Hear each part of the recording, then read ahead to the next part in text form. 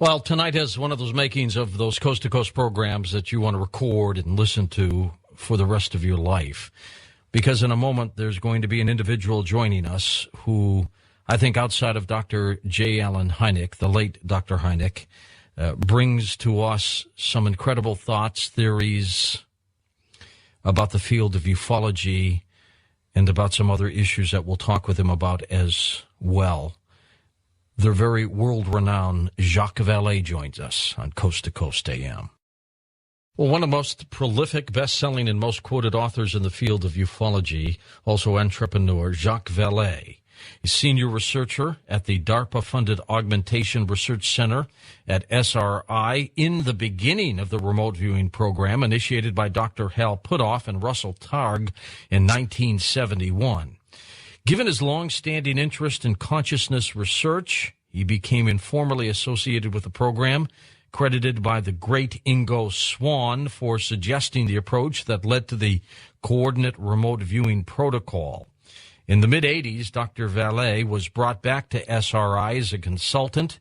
He was cleared for Grill Flame, went through formal training with Ingo Swann, and his experience spans the entire life of the program and gives him a special position as an observer and commentator on the reality of remote viewing. Dr. Vallee also has been long interested, as I mentioned, in the UFO phenomenon. If you remember the movie Close Encounters of the Third Kind, there was a figure there by Lecombe was his name in the movie, Steven Spielberg's classic, playing the part of Jacques Vallee. Our privilege to introduce to you tonight Jacques Vallee. Jacques, welcome to the program, sir. Thank you, George. It's a pleasure to be on the program. Oh, my gosh. I have wanted to talk with you for close to 15 years. Can you believe that? It's a long time pursuing you. I've stayed away from the field for many years. I've continued to do research, of course. I'm privileged to have a number of readers and associates who have formed a sort of network, and we continue to investigate cases. But I've stayed away from the most of the public debate because it's turned from what was initially a scientific exploration to really belief systems that are quarreling all over the place, and it's difficult to do science in that environment. And I'm still looking for the answers. By basically backing off the field of ufology, was it frustrating for you to have to do that? Because at the time, there was no one other than you and Dr. Hynek, who, of course, is one of your mentors, both of you astronomers. You were there. I mean, wherever I went, Jacques, and heard about UFO cases and issues, it was always you. And even though you changed your theories, and we'll talk about that this hour before we get into the remote viewing with Paul Smith tonight, even though you changed some of your views on that, you were still the one that everybody went to or talked to. And the fact that you backed off all that, was that difficult for you? Well, not really. I think in science it makes sense to go through different phases. There are phases of debate and open discussion and so on, and then you have to go back. And Dr. Hynek used to quote the Chinese proverb, "There is a time to fish and a time to mend your nets." And so I've been mending my nets. And what I like to do is, to refrain from jumping to conclusions. And it's very tempting to jump to conclusions, especially when you have a phenomenon that's so tantalizing and so has been around so long. And it's frustrating, and it's tempting to just jump to a particular belief system. I've tried not to do that. And what I like to do is just listen to witnesses, and that's how I learn. And because they were there and I wasn't, so I try to listen to them, and I try to help them make sense of what they've seen. The fact that you're participating in remote viewing in a pretty big way again, you're on this program, does that mean that Jacques Vallee is coming back, or is this just a special, isolated case? I've agreed to give the keynote speech at that conference on remote viewing in Las Vegas next month at the invitation of Paul Smith and Ingo Swann. I have a lot of respect for these men, and I've learned a lot from them. I consider that subject as somewhat unrelated to the UFO subject, and I certainly don't consider myself a parapsychologist. There are a number of professional people in that field who spend all their time doing experiments. I'm not one of them. I'm an interested observer, and I had the privilege of working especially with Dr. Pudov and with Ingo in the early days of the program, and I've tried to make a contribution to it. I don't know if you ever came across some of the work of my aunt, who was very close to Ingo Swann at the time, Dr. Shafika Corregula. Yes. And she wrote the book Breakthrough to Creativity. Yes. That was my aunt. And, life was snuffed out in her very early. I've always wondered, Jacques, what her specific field and interest would be, because she was into telepathy, and she was getting into remote viewing. And I thought she was one of the greatest scientists around. Had her life not been cut short, who knows what could have happened with her. No, remote viewing has a long history. At the turn of the century, the previous century, in the early 1900s, there was a lot of research in Europe, and some research by especially a man named Varcollier in France, at an institute called the Metapsychic Institute in France, which is still in existence, and he did a lot of the pioneering work. And it's a field that has a long and distinguished history. I'm going to bring Paul Smith in with you next hour, and he's going to stay with us for the rest of the show as we talk about remote viewing and some of the work that is going on. And we'll take just the moments tonight in this hour that will go by very fast to talk about your career, how you got going. You had observed, I think at an early age, did you not, a UFO case? Isn't that what got you interested in this? Yes, in 1955, and I was 15. I was 16 actually, and my mother was working in the yard, and she saw something in the sky and called me. I rushed down the stairs to join her, and we saw an object that I can only describe as looking like a saucer. What made me take that seriously, because it could have been something seen, an airplane seen from a particular angle or a strange prototype or something. But a friend of mine who was a physics student was about a mile away up on a hill, and he told me the next day that he had seen it and he had watched it with binoculars. So that object was seen long enough for all of us to get a good look at it, and his description was absolutely consistent with ours.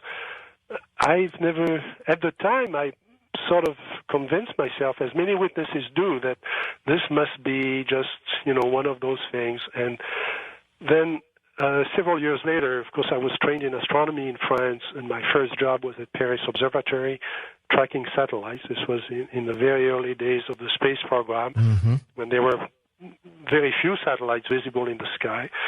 And all of us on the team saw an object that was retrograde. In other words, it was going around the Earth in the reverse of what would be what is the easiest trajectory for a satellite. In those days, there was no rocket powerful enough to launch a retrograde satellite around the Earth, and it was very bright. We tracked it. We got 11 data points on it, and we were excited because it could have been an asteroid that was captured by the Earth that was in orbit, and we were excited about computing an orbit.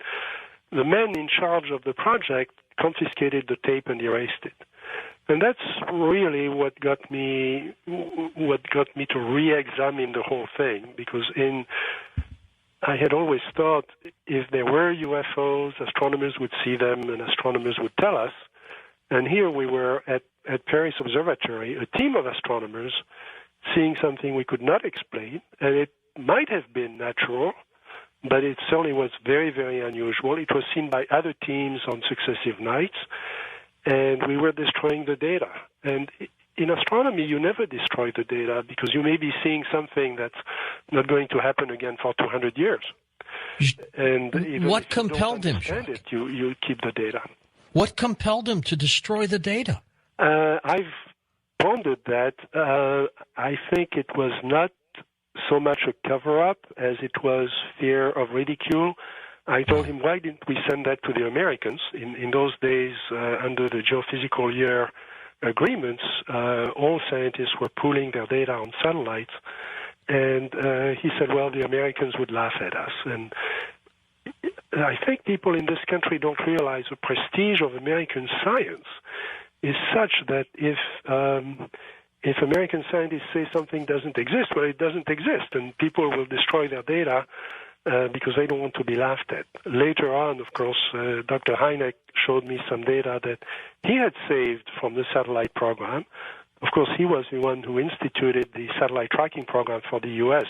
after Sputnik. And some of the data was on the same nights of the same object we had seen. So as you got into trying to validate at that time, the popular extraterrestrial views, you changed your views a little bit. We'll talk about that in a moment. But with your association with Dr. Hynek, did you know him when he was the consultant for Project Blue Book, when he was sort of like a skeptic until he changed? When Dr. Hynek was someone of great intelligence and tremendous open mind, and he had gotten into science because he was interested in the limitations of science. He was not there to. He was not pompous at all. He was not one of those scientists who tried to explain everything. On the contrary, he was fascinated with mysteries, and of course that's what drew him to astronomy in the first place. He had to be a skeptic because he had the data he had seen from the Air Force in the early days was not strong data. It was interesting enough that he remained involved in it, but he was always waiting for the case or the proverbial proof of the phenomenon, and that did not happen. So he was always sort of skeptically reviewing the data, but he was interested enough that he traveled to France, for example, to meet Aimé Michel and Pierre Guérin, who were two of the people who had done extensive studies of the phenomenon in France. And of course, the European data was extremely rich, and he came back very puzzled. When I met him, I joined his team at Northwestern in 1963. He was at that point the scientific consultant for Project Blue Book. And I showed him the European data, case after case after case. And I told him, look, the phenomenon must be the same in the U.S., except it's not recorded properly. Because people are afraid of reporting certain things to the Air Force. Some of the data is being censored by some of the ufologists themselves. Many people didn't want to talk about close encounters, or what we were calling landings, and that Dr. Hynek called later close encounters. And I think that's what changed his mind. Did that metamorphosis surprise you? And you might have been responsible for him to change. Yes. He gave me credit for changing his mind. But what changed his mind was seeing the patterns emerge. My wife and I had done the first computer catalog of cases. It was about 3,000 cases, selected cases. And I'm an information scientist. I was trained in physics, but my career has been in information science. So I tend to look for patterns in things. One particular case doesn't really prove anything. There is the skeptics are always saying, well, give us your best case and we'll take it apart. There is no such thing as one best case in any field. You have to look at an accumulation of cases and look for patterns, and then that's how the phenomenon reveals itself to you. And that's what we went through. Of course, the clincher was that Dr. Heine gave me access to the Air Force files, the Blue Book files, which were largely unclassified. People always talk about, the secret files of Project Blue Book. Well, there were a few classified cases that I couldn't see, but most of the cases were open, and those were the ones that I was really interested in. And I was able to show him that the patterns were the same.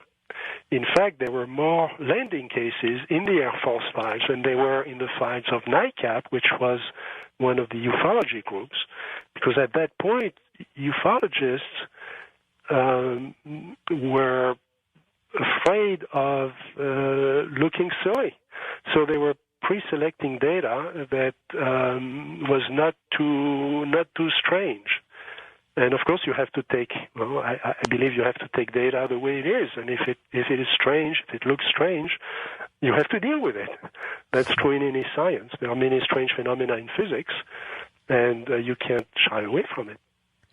In your work, specifically Passport to Magonia, I noticed the change of people, your mindset too. What are these UFOs? Are these people, are these beings extraterrestrial? You started changing. What caused that change, Doctor? Well, in the early days, I think that's true for most of us in the field. You enter the field and with some arrogance, especially the arrogance of a young scientist, which I was at the time, and you think, well, nobody has really done the research, and if I apply the tools I know, the tools of physics and computer science and so on, to this database of all these sightings, obviously these people are not lying. Obviously they've seen something extremely unusual. In a year or two, I'll be able to solve it. And so you make a list of hypotheses. This is obviously not a natural phenomenon, and the extraterrestrial explanation seemed to be the best one. Why shouldn't we know that there's got to be life throughout the universe? So why shouldn't it be able to come here, especially since there must be civilizations there that are thousands, if not millions of years ahead of us. So it looks like a very likely hypothesis, and it still is one of the hypotheses we have to consider. But then, as you get more and more data, you realize that's not what the witnesses are describing. What the witnesses are describing is something that, in many cases, comes out of nowhere, disappears into nowhere. There are cases of objects becoming transparent on the spot, physical objects, material objects. And I have no question that people have said, well, Vallee doesn't believe this is physical. Well, of course it is physical. It's material at some times, but it can also change shape. It can also merge with other objects, and it can also disappear on the spot. Well, if it does that, then it could be from anywhere, anytime. Jacques, stay with us. We'll be right back with you. We'll continue this incredible discussion with you. Also, you wrote a paper about 5 arguments against the extraterrestrial origin of unidentified flying objects. We'll talk about that as well. Fascinating. Dr. Jacques Vallee, our special guest tonight on Coast to Coast AM. Well, if you haven't subscribed yet to the After Dark newsletter, go ahead and do so. First of all, you'll get an old Art Bell CD, an interview with Al Bielek of the Philadelphia Experiment. It's one of those old-time classics. That's yours as a gift when you subscribe or renew your After Dark subscription. And because Al's come into some hard financial times lately, we're making a donation to him for every renewal or every new subscription. So call 1-888-727-5505. You can also go online at coasttocoastam.com. Now, when we come right back, Dr. Jacques Vallee on Coast to Coast AM. And welcome back to Coast to Coast. I'm George Norrie with our special guest tonight, Dr. Jacques Vallee. Next hour, Paul Smith, remote viewer, will join us for the rest of the program with Dr. Vallee as well. Doctor, in the book, Passport to Magonia, Magonia, of course, is a magical land in French folk tales. Is that how you got the name for the book? Yes. I was... after I wrote my first two books, and I wrote those books out of a feeling that I had the collection of data that was filtered, that was verified, and that I should make it available to other researchers. So once I had done that, I certainly felt a sense of relief that I had at least done my duty to my fellow researchers. And then I started looking at some of the things that didn't fit. And one of the things that I had to ask is, when did this actually start? Every UFO book starts with, on June 24, 1947, Kenneth Arnold saw something about Mount Rainier and so on. Well, that's not really true. I mean, we have data from the 30s and the 20s and from 1896 and 1897 all over the United States, and then you can go back in history. And many people don't want to hear that. They want to hear that this is, if you follow the first-level extraterrestrial theory, then ETs, discovered us when the atom bomb went off, and they came here to study us. Well, that's not what the data says. So when did it start? And I found, an enormous wealth of data going back to medieval times and even before. Of course, as you go back in history, you lose the cultural context, and it's harder to understand the data. But in medieval times, there were records, especially the records of the church, that were kept very, very carefully about strange phenomena. And from those records, we've been able to find out how many comets were seen, the frequency of meteors, even other natural cycles. And the term Magonia came from the writings of the Archbishop of Lyon in the 9th century. He was writing against the superstitions of the time. He was a skeptic. And he said that one of the things that people believed around Lyon was that there was a magical land above the clouds, which is where the cloud ships came from. Well, what cloud ships? Well, those were obviously physical things that people saw coming from the sky. Not only that, but there were people coming out of those cloud ships. And he said one day the crowd in Lyon brought him 4 people, 3 men and 1 woman, in chains that they had captured coming out of one of those cloud ships, and they thought they were witches. So they were going to kill them. And he preached to the crowd that this could not, that they could not have come out of a cloud ship because there was no such thing. And of course he was arguing as a theologian that witches did not have enough power to affect the weather and atmospheric phenomena, that this was something that would take away from the majesty of God. And that was his argument against the superstitions of the time and against Magonia. And I thought it was such a great story that I called my book Passport to Magonia. Oh, wonderful. Wonderful. And in Messengers of Deception, another fine work by you, the change was occurring where you were shifting from what conventional ufologists believe UFOs may be and extraterrestrials into this other area where you began to tie in psychic phenomena, angels, ghosts, occults. You began to see that. What was it that really started that shift for you? Well, it's the realization that we deal with a phenomenon that is extraordinarily complex. And again, I start from what the witnesses tell me, not from hypotheses. Right. The hypotheses have to come later. But, these people are sincere. As you know, I've traveled all over the world. I've spoken to people on several continents, traveled all over the U.S. And I try to listen carefully to what people tell me. It's a very complex phenomenon. So if you let me, or if you let anybody select data for a particular theory, of course you can prove anything you want. The problem is we shouldn't be doing that. We should take the whole phenomenon with all its complexity. And it includes reports from people, for example, that strange phenomena have happened in connection or before or immediately after what they perceived as a UFO sighting. And that includes a change in consciousness. And, of course, by then, I was introduced to the SRI program on remote viewing, and I'd always been interested in the phenomena of consciousness and parapsychology, and that is definitely part of the overall phenomenon. So that opens a whole other layer of study of and possible hypotheses about UFOs. The incredible movie, Close Encounters of the Third Kind, Spielberg's movie based on Dr. Hynek's book of the same title, and all of it. But the Frenchman in the movie was based on you. And how did that happen? How was that evolution? When I met with Mr.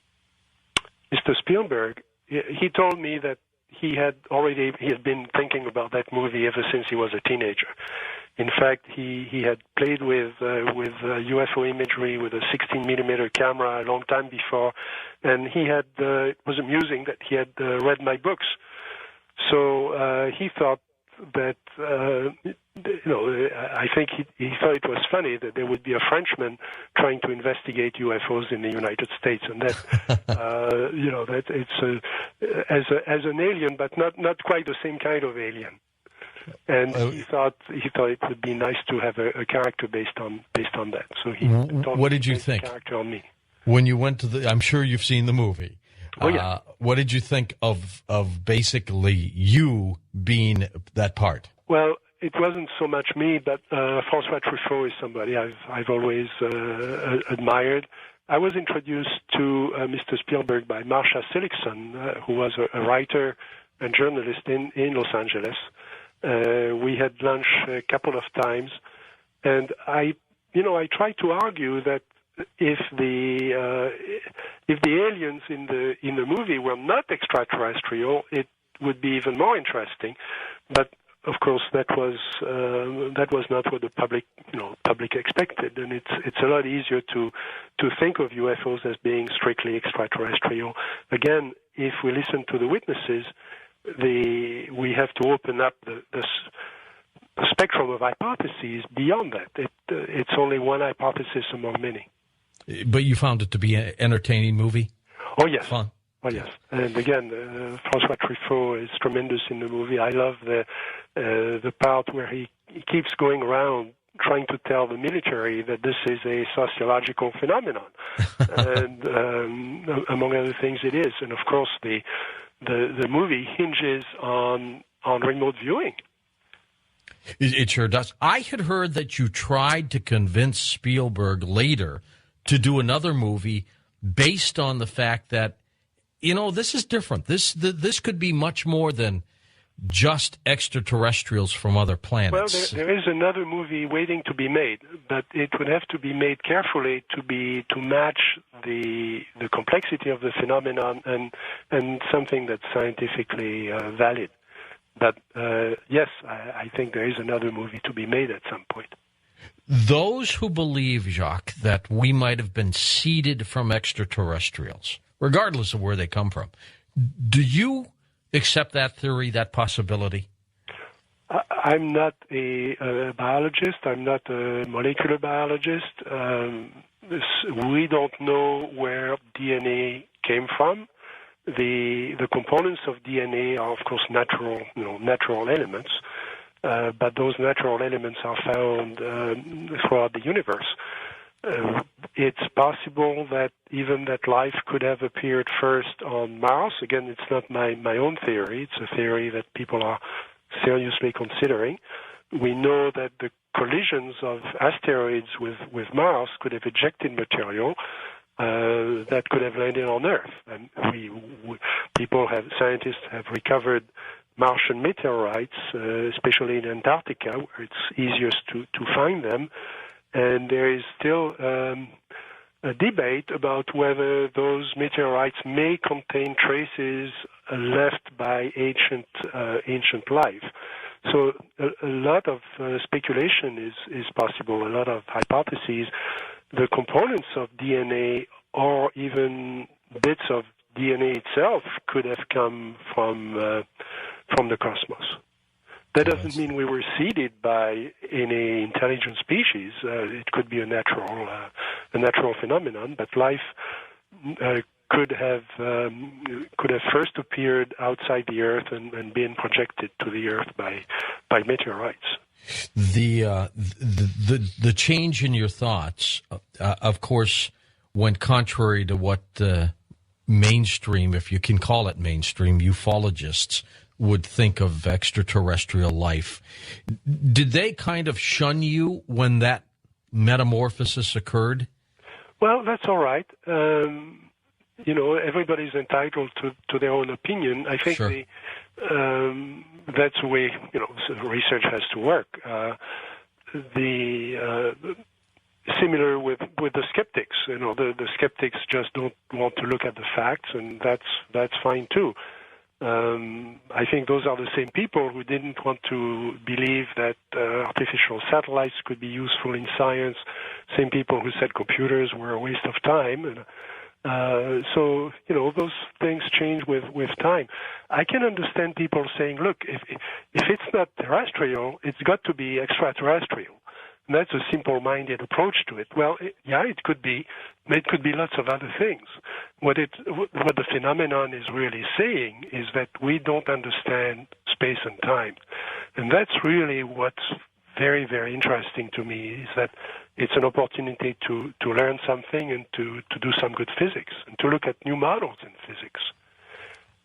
You came up with an incredible hypothesis in 1990 called 5 Arguments Against the Extraterrestrial Origin of Unidentified Flying Objects. Let's just take a few moments while we have time this hour before we bring Paul Smith on. These are incredible points. I mean, you talked about unexplained close encounters are far more numerous than required for physical survey of the Earth. What do you mean of that? Well, I didn't do a good job of explaining why I wrote that paper.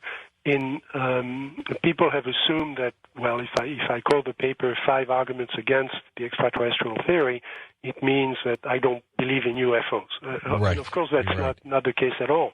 In science, when you have an hypothesis, you must look at the things that contradict your hypothesis. That's the first rule. You can't just lobby people to believe the same thing you believe. That's not the way science works. It would be a little bit too easy. This is not politics. This is science. So my question was, what are the things that any extraterrestrial theory has to account for to be a valid theory? And one of there are a number of problems, and without going into all the details. Sure. First, this is not a new phenomenon. This is a phenomenon that, as far as we can tell, has been with us throughout human history. It's much more complex and diverse than a survey of the Earth by some civilization coming here. The appearance of the beings is consistent with human beings. Their appearance is somewhat different, but the witnesses say they can read emotions on their faces. These beings have 2 legs and 2 arms and 1 head with pretty much the same organs we do. Any biologist, and I've had extensive discussions with zoologists, and I've asked them, was it a foregone conclusion that human beings would be the dominant intelligent species on Earth? And the answer is absolutely not. The octopus could have developed into something much more intelligent than human beings. I think the dolphin has. Dolphins, birds. Some birds, the use of tools by birds is remarkable, and they did not develop into the most dominant or intelligent species, but that's probably an accident. And we don't know what's going to happen after the human race. And certainly we would not expect, and people have disagreed with me, and in honest disagreement about this, but you would not expect a creature from evolution on another planet to look so similar to us. It could still be extraterrestrial, but you need to expand the assumptions you're making about it. And then there is a number, as you were saying, the sheer number of landings. We know that only one case in 10 or 20 is ever reported. And we know that if the occurrences are independent of a witness being there, which would be the case in a survey of the Earth, then we need to extrapolate for the fact that people go to bed at night and that there are no observers out there, and you reach numbers that are extraordinary. And with the technology we have now, if we were to explore a planet that had life on it, intelligent life, we could do it with something the size of a small car in orbit around that planet, and we might land a few times. But we certainly would not need to deploy the kind of technology that seems to be deployed here, if it's a technology. And their ability, their whatever propulsion system or their ability to manipulate space to get here, to me, probably points out the fact that there's something here that we really don't understand, that is way beyond the simple extraterrestrial theories that we used to listen to years ago. And that's what really keeps me going. That's why I haven't given up on the field. I love technology. My business is high technology. I have people in my office every day teaching me new things about technology and showing me that things I thought were impossible are now achievable. And so this phenomenon is a fascinating challenge. The idea that they have to be either terrestrial or extraterrestrial reminds me of, if we were sitting here in the 12th century and we're looking at planets, well, we know planets move in the sky. So if something moves, it has to be pushed by something. Right.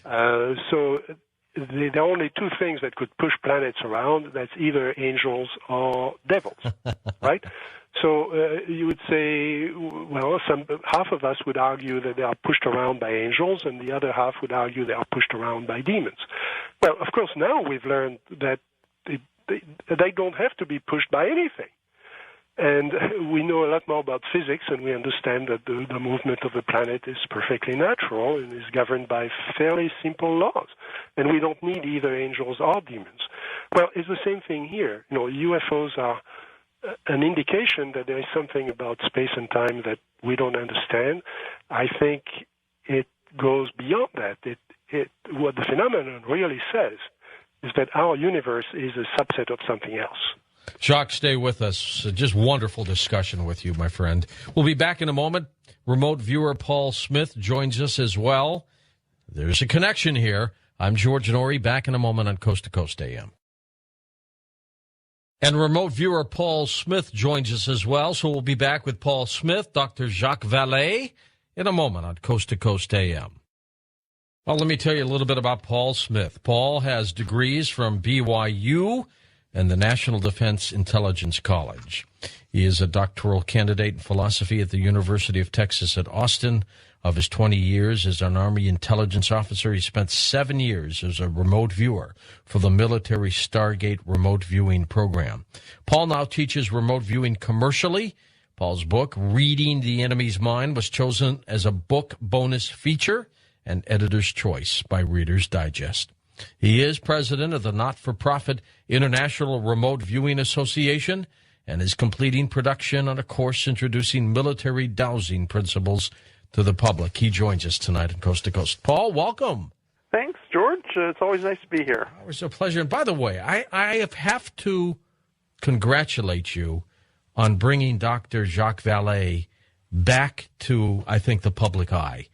This is one of the greatest stories I've come across since I've been doing Coast to Coast, Paul, and for the years that I've been wanting to chat with Dr. Vallee. And I'm glad that you were able to get him to come out. Well, I'm happy that you're pleased, but I really can't take a lot of credit for it. I did the arrangements, but really Ingo Swan is the one that talked to Jacques about it, and he recommended that I contact him in the first place. And so, all right, so we'll thank Ingo as well. Absolutely. And then we'll bring Jacques Vallee into the conversation. The three of us will just chat about what's been going on. Now, Jacques, you were involved in remote viewing from the get-go, almost. How did that happen for you? Well, it was if you believe in coincidence, it was an interesting coincidence. Before I joined the Stanford Research Institute, when I moved to California, I was working at the campus computer facility at Stanford University, and I was a member of the Palo Alto Research Group, which was a parapsychology, a group of mostly academics and psychologists and doctors and physicists interested in parapsychology generally. And we would get together once or twice a month and listen to lectures and occasionally do some experiments. And there were two physicists who were members of the group, and that was, of course, Dr. Hal Puthoff and Russell Targ. And so I became acquainted with them and with some of the people doing experiments there.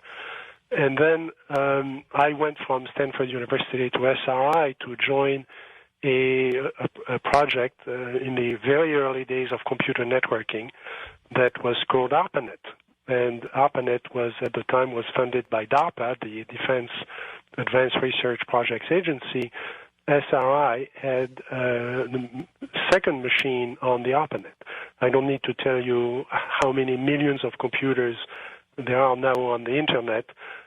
We had engine number 2. And it was fascinating to join that project. So I joined SRI on Doug Engelbart's augmentation research program, and which was designed to try to augment the capacity of groups of people to handle masses of information through computer networks. And I had the privilege of course, of following that entire piece of scientific history from the early days of the ARPANET to today, of course, the Internet.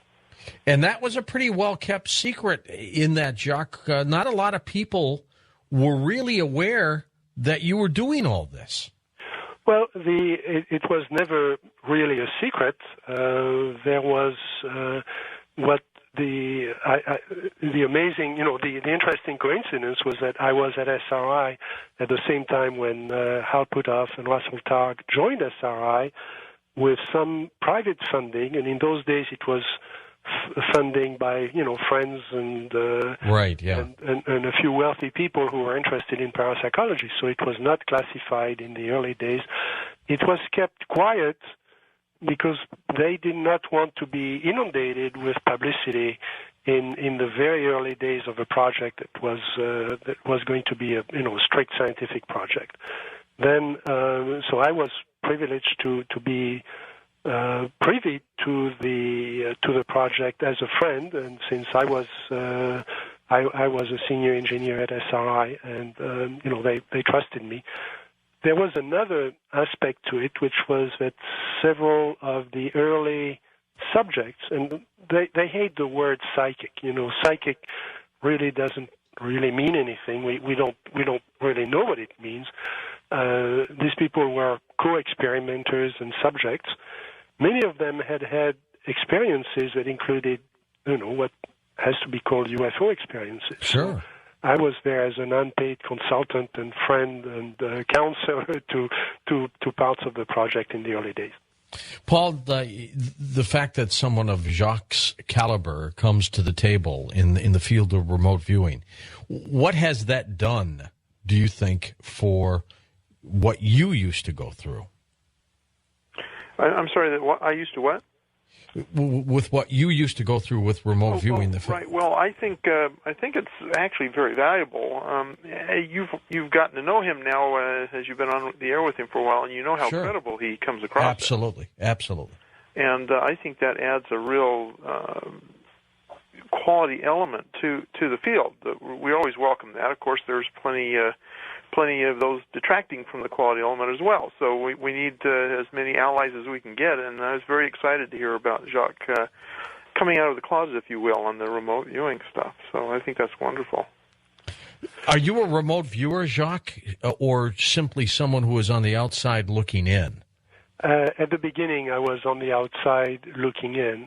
When Ingo Swann came to SRI, he would come to SRI for a week or two at a time and consult on the program, and we used to have lunch together, often with the rest of the program, and sometimes just the two of us. And I was, of course, fascinated with his talent and his experiences.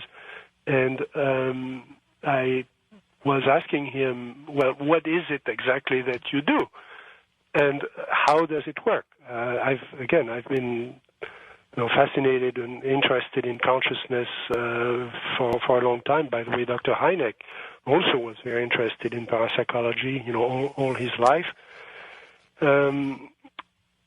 Ingo would tell me, and I hope that I don't really betray or change his perception what he would say. I hate to put words in his mouth, but my recollection is that he would say, I can move my consciousness to different places. And at the time, he was very, very bored with the experiments they were doing, which was, guessing cards and that type of thing, which was absolutely would be the best way to kill any talent that people would have in parapsychology. So he was very bored with that, and he wanted to do other things. And one time we were having lunch, and I told him, look, if that's what you do, then there are some analogies, of course, crude analogies with computer science. In information science, of course, a computer has to be able to find data, and it can find data in a number of ways. There is something that we call direct addressing, where you tell the computer, go get whatever is in cell number 25. Or you have indirect addressing, where the program will tell the computer, go look at cell number 25, memory location 25, and you would find the address of the data I want you to look at. And the data may be, address 3721, and then the computer will go to 3721, but next time it may be something different, because the program is going to change what's in that location, but it's always at the same location. It's like, my sending you a letter. It may be a different letter every day, but it always goes to your mailbox. And then, as computers have become more and more sophisticated, of course, the memory is too small for the databases we handle, and you go to virtual memory, where you don't really have an address. You know that the memory location you're going to look at is out there on mass storage somewhere. It may not even be at the same location. It may be on a network far away. And you have a statistical way of getting to it.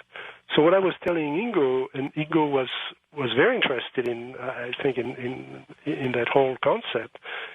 What I was telling him is, we need to find out what the scheme is. If it's when you think of a location or somebody gives you a location, do you go directly there, or do you go indirectly, or is it a virtual world? And we need to do experiments to do that. And then Ingo thought about this and came up with coordinate remote viewing, where if I tell you, go see the Eiffel Tower, you don't have to be much of a psychic to draw the Eiffel Tower, because everybody knows where it is and what it is. If I tell you, go to coordinate such and such, longitude and such latitude, it may be the coordinate of the Eiffel Tower, but you don't know that. And that is a key, and of course it's a completely arbitrary key to a particular location on Earth. So it's a crude way of defining where you want to go. Later on, they moved away from coordinate remote viewing, and by then I was no longer privy to the project. I had moved on, and I was doing other things. I had started my own company, and I was no longer at SRI. So I was still friends with the people. I heard about what they were doing, but by then the project had become classified, and I really wasn't privy to the operational side of it. But they went to. We now know that they went to something, just calling it target, which is a very military term to designate something, and there may be other ways of doing it. My regret is that we never did the experiments that we had wanted to do. I mean, we never got back, because the project was very successful at the beginning. It was taken over by, and rightly so, by people who wanted to apply it to specific missions. It became very mission-oriented before the science was fully done, and I think that's part of the problem of the field now. What was it about remote viewing, Jacques, that was there that allowed you to augment your theories on ufology and that entire field of consciousness?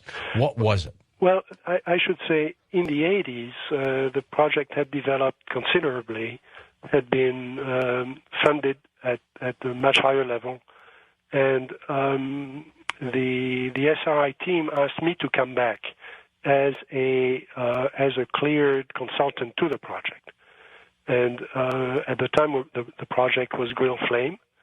And then I went back into the project, a few hours a week, because I was working somewhere else, and I was trained by Ingo in the formal training of remote viewing. We were part of the methodology team. I was never part of the operational team that Paul is part of. What fascinated me was. And I'm not a very good remote viewer, but I understand the process. Right. It's as if you were teaching me to play the violin. I'm never going to be Igor Oistrakh, but I can understand how it works. Once you do it, and you're surprised by what you can actually do and where it takes you, you get it. Even if you're not going to be, professional in that field. And it taught me, again, that we certainly don't understand how consciousness relates to space, and especially how consciousness relates to time. One of the things that the SRI experiments clearly established, and that we found out later that the Russians had done the same experiments and came to the same conclusion, is that yes, you can go to a particular place in space, but you can go to the place in space where you're going to be tomorrow. Without, in other words, precognition is part of the process. And that means that we really have a problem with causality. We really have a problem with the sense of time as a dimension in physics. And that relates to UFOs directly. Paul, I want to get your take and also yours, Jacques, on Ingo's book, Penetration, which he claims that he remote viewed the moon and saw artificial structures. Paul, you want to tell us that story a little bit, and then we'll get both your reaction to that? Well, there's two parts of the story, actually. There's the part that Ingo relates in Penetration, and the first half of the book is very interesting. The last half is more of an analysis, research material that he delved into, but the first half of the book is his own experiences as he relates them, and it involves a number of things, including a visit somewhere to the North Woods where he observed some kind of odd object that could be described perhaps as a UFO that was going around zapping the landscape. That was quite a provocative story there. And then he tells a number of other stories where he encounters what he believes firmly were aliens of some sort masquerading as humans. Although, of course, that begs the question: are aliens also human? It's hard to say.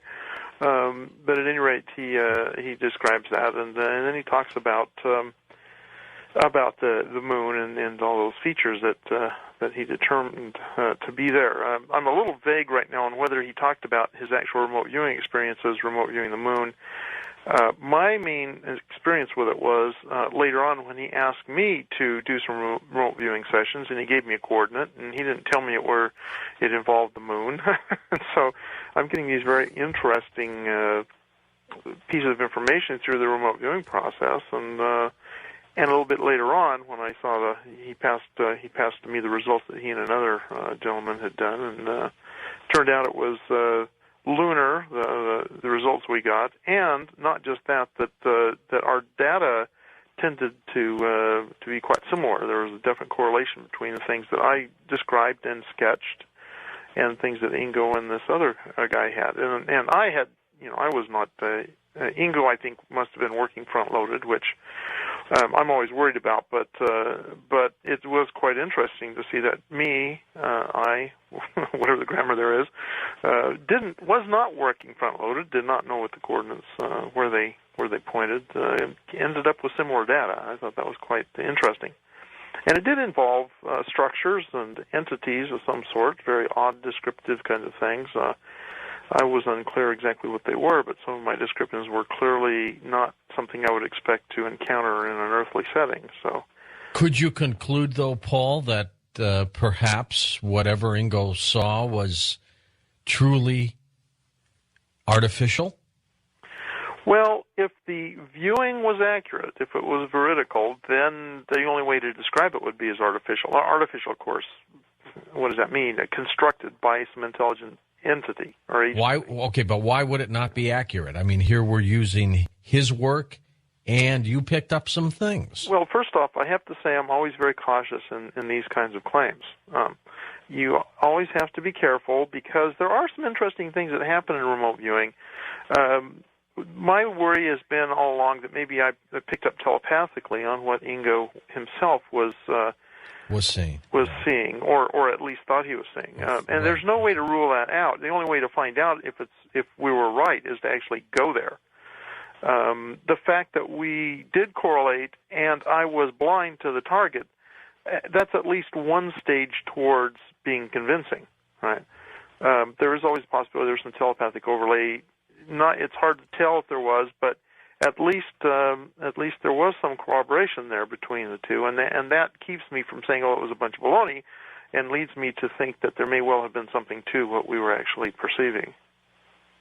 What was it, Paul, that, well, we're at the break. We'll come right back with Paul Smith and Jacques Vallee on Coast to Coast AM. With our special guest tonight, of course, Dr. Jacques Vallee, Paul Smith, next hour. We'll open up the phone lines for you on Coast to Coast AM. Jacques, tell us why you finally decided to speak publicly at the RV experiences and at this conference that Paul's going to tell us about in a moment. As Paul mentioned, Ingo, and I've still in touch with him. I've had many discussions with him. I visit with him whenever I'm in New York City, and he told me about this conference and suggested we were reminiscing about the early days of the program. There have been, as you know, many fine books that have been written about remote viewing, including Paul's own book. But the very early days have not been, the story really hasn't been told. And Ingo thought it could be a contribution that people should know about how it started, and that's why I agreed to do it. How'd you get interested, Jacques, in parapsychology? I was well. It's hard not to be interested in parapsychology when you're a scientist. We don't know much about human consciousness. A lot of things challenge you in science about how do we grasp facts about the universe? How much of it is our imagination, or how do we build a consensus reality versus what's really there? How do we know it's really there? Even in physics, of course, in quantum mechanics, you learn that a lot of reality is built out of a statistical process. and that consciousness has a role in shaping that process.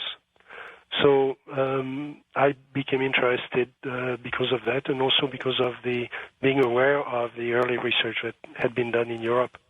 Were you always happy with the work, Jacques? Any disappointments there? Yes. Sure.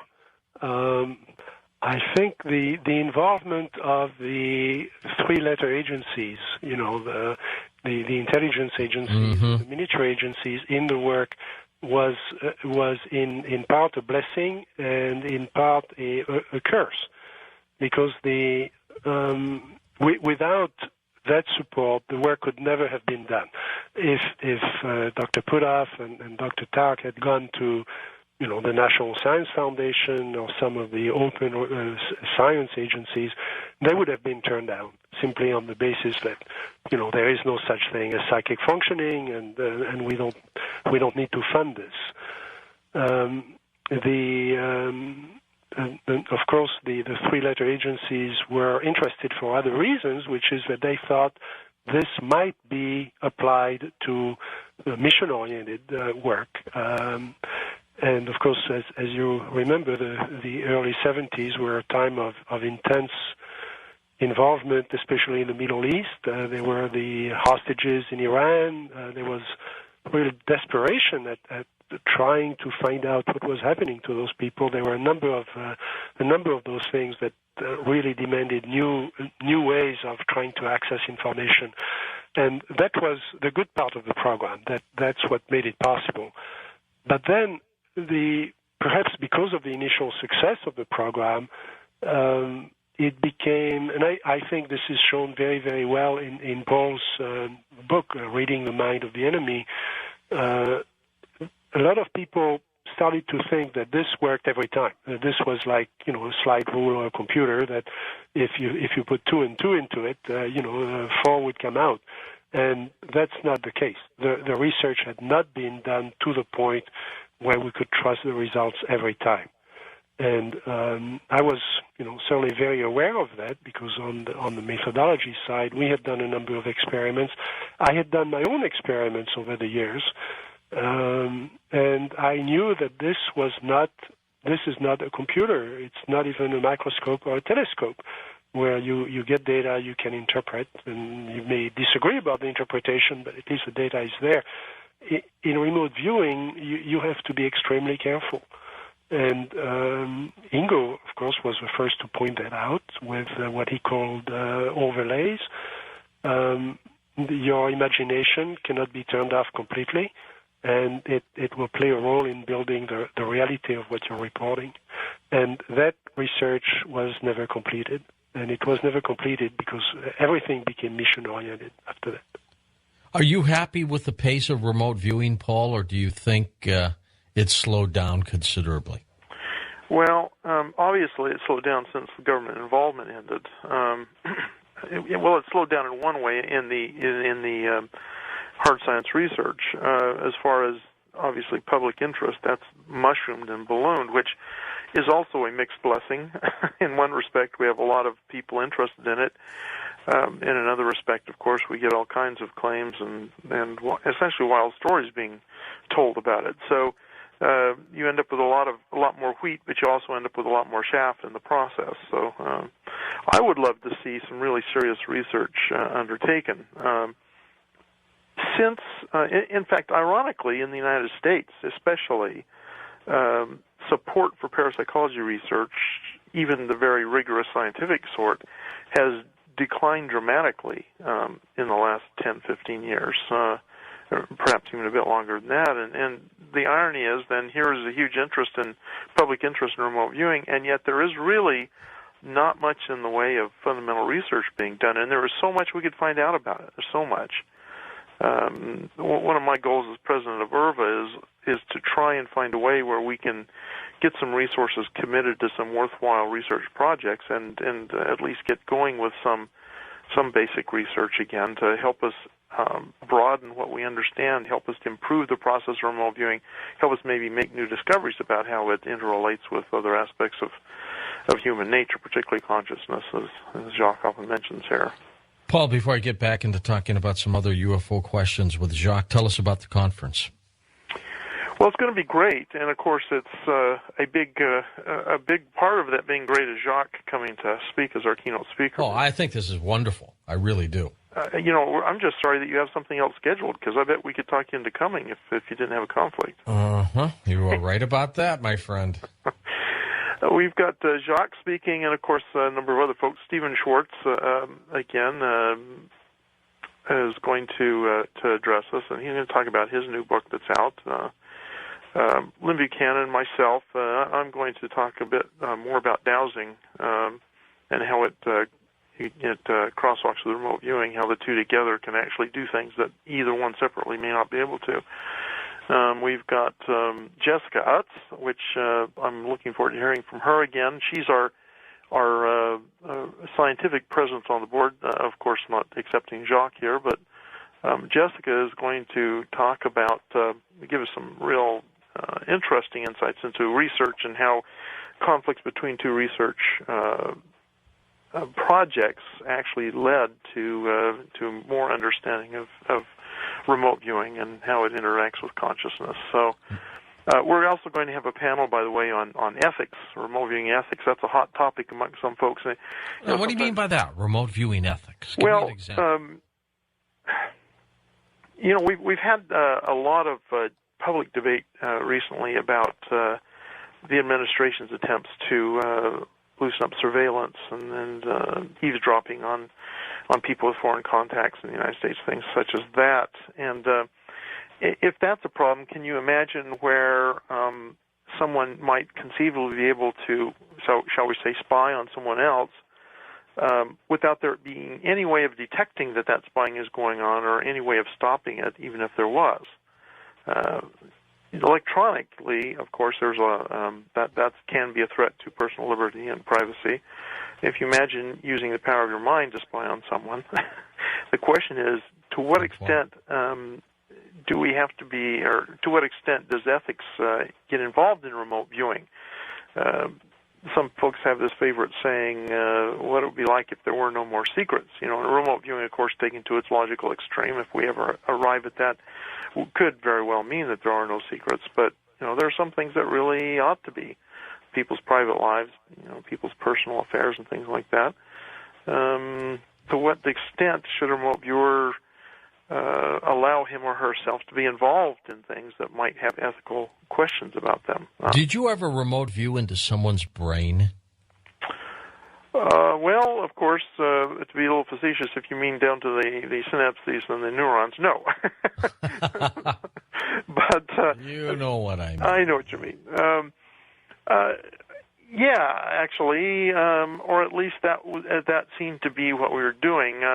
We often used as a sort of heuristic or an interpretive device or means of understanding a sort of tasking process. We'd be deep in a remote viewing session. We might identify some people at a certain target in order to find out a bit more about the nature of the target, the purposes. And these are, of course, abstract things. You can go into a room and find a bunch of books and a table and a desk and things of that nature, and you still wouldn't know whether you're in a library, a law office, or a schoolroom.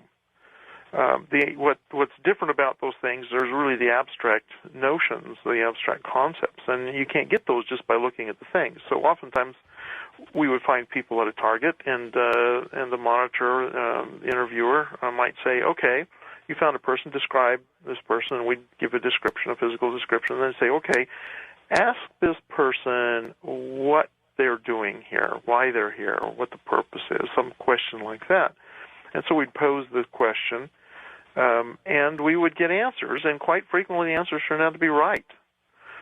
So here's the question. We're posing these things non-verbally to an individual who doesn't know we're there or even addressing him or her, and yet we're getting veridical information in the process. So are we essentially downloading the mental contents of that person? It would suggest we were. Now, of course, there's a couple of alternative explanations, but nonetheless, oftentimes it seemed that we were in some way accessing people's thoughts in an interesting way. Okay, let's move on to you, Jacques, for just a second here. Do you believe that the things we've been talking about all night, including some of the remote viewing and also the talk of UFOs, is there a cover-up? Has it been ongoing? Well, of course, that's the $64 million question. I believe that the government, not just the U.S. government, but many governments, have data that about UFOs, about specific cases that should be turned over to the scientific community and to the public at large. There is no reason why it should be kept classified. We know that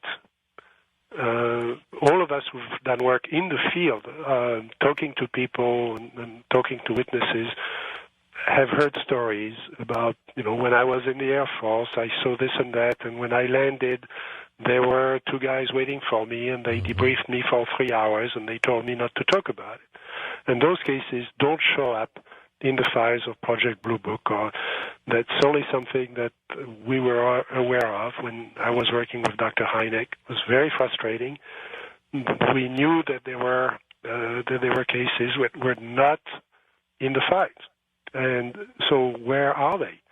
There are, I believe, hundreds of those cases, and those are the ones that have the most data, perhaps the most physical data from radar and from photographs and other things. I found the same situation in Brazil. I was privileged to be able to talk to the military task force that surveyed and actually observed a number of objects over the mouth of the Amazon in 1977.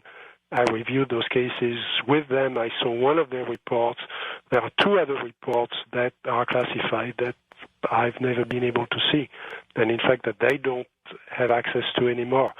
The same thing happens in France. There was a big announcement that France had released their secret UFO files. Well, right, yeah. I know that project. I've been certainly a friend of the project, a friend of the people running it. I've seen those files before, and they were not secret. They were like Blue Book. They were private for reasons of privacy of the witnesses. But those files had nothing especially classified about them. France was not the first country to release its files. As you know, the Project Blue Book files have been available on the Internet and in microfilm for many, many years. Great Britain has done the same thing. Spain has done the same thing. But the question is there other data somewhere? I believe there is. And in fact, I know there is. And I have not had access to that. Maybe we should remote view that sometime, Paul. That has been proposed. I want to kind of step out of normal format here and ask a question, if I may, George. Is that okay? Sure. This is a roundtable. You are the three of us. Go ahead. I'm curious, and I don't have any special knowledge about any of this, but let's say there was some evidence from UFOs, unexplained aerial phenomena, and it was classified. What kinds of evidence, Jacques, do you think would merit being classified? I asked that question of Dr. Hynek. I asked it of the officers at Project Blue Book. And Project Blue Book was housed at the Foreign Technology Division of the Air Force, which is an intelligence organization. And they told me, yes, some of the cases we won't show you because they are classified and you're not cleared for that, but they are not very important. They are just classified because of where the observers were, or who they were, or the fact that the object was tracked by a radar that was a classified piece of equipment at the time. And it doesn't mean that there is evidence for UFO reality there. Somebody saw a light, but that somebody was, in a sensitive situation on board a ship that was at a classified location. That case is going to be classified, even though the UFO is not very interesting. Well, that's one type of thing that would be legitimate classification. That's not what I'm talking about. What I'm talking about is cases, for example, in France, where somebody saw something and reported it. And the next day, the military was there. And the military was there with recording equipment, with Geiger counters, with photographs, with measuring equipment. And that case is, you can never find it anywhere after that. Same thing in the U.S., same thing certainly in Brazil. Those cases, somebody went to a lot of trouble documenting these cases, and these are usually close encounter cases with trace evidence, maybe with material being recovered, and you never see where they go. Now, those are the cases that the scientific community should see. I mean, that's what would change the opinion of the scientific community. Yeah, I understand. Could there be any evidence that by its very nature would deserve being classified? I'm trying to think of something like that. No, I think it's much more that it goes from the military to the political level. And I think for a politician, there's nothing to be gained by having one more thing that the public is worried about. And, there have been all these reports about the stability of society, and people would freak out if they knew and so on, which is obviously stupid. I mean, people are much more mature than people suppose. Certainly now, enough time has passed that the passion would be taken out of much of this, and it could be looked at in the light of science. Mm-hmm. Okay. Very good. For both of you, we're going to take this quick break. We'll come right back. This is what we shall do. We'll open up the phone lines. If you have a remote viewing specific question, that'll go to Paul Smith. If you've got anything else that we've been talking about with Dr. Jacques Vallee, it's all his. So a twofold question and answer session coming up next on